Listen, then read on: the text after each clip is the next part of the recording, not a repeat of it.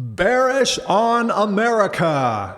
These days, most investors think stocks return 9% or better as a matter of course. Well, they're in for a big shock. We have all been spoiled. And this is according to Morgan Stanley's chief investment officer, who, by the way, according to Forbes magazine, has been remarkably perceptive in calling major market turns in recent years. He says the U.S. stock market has gotten way ahead of itself, and he's recommending that investors move their money overseas to Europe and Asia. He says that only 18% of your portfolio should be in U.S. stocks. He says that once the markets understand that the federal deficit is going to stay staggeringly high, interest rates will go up again, which could only be bad for the U.S. stock market.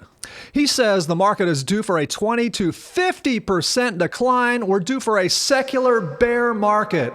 He says the S&P 500 index is going to reverse performance over the next 5 years. And he says that Europe, Australia, and the Far East, which have been sluggish for the past few years, are going to reverse course to the upside for the next 6 years. He especially likes the emerging markets, especially China. He also says that if you're sitting on big capital gains, selling U.S. stocks to get into foreign stocks would involve paying big capital gains, state and federal, but it's worth it. It's a strategic decision that's going to, pay off. And this chief investment officer says that clients are even selling some brand name consumer stocks.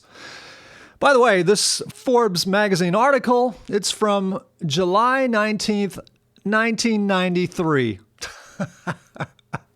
But I dug up this article to further demonstrate to you folks that market timing doesn't work. It's just guessing. Nobody knows where the markets are headed next. Don't pay anyone to attempt to beat the market. You're throwing away your money.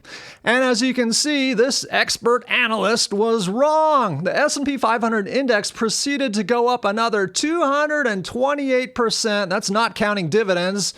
And a good benchmark for how Asian stocks did during the same time period would be the Templeton China World Fund. It lost 25% over the next 6 years. Or if you invested in a mixture of Asian and European stocks, the Euro-Pacific Growth Fund would be a good benchmark. It only went up 127.8%. So you missed out on 100% in gains. By the way, this article was given to me by a broker at Merrill Lynch back when I was young and stupid and didn't heed the advice of people like Peter Lynch to just invest in the indexes.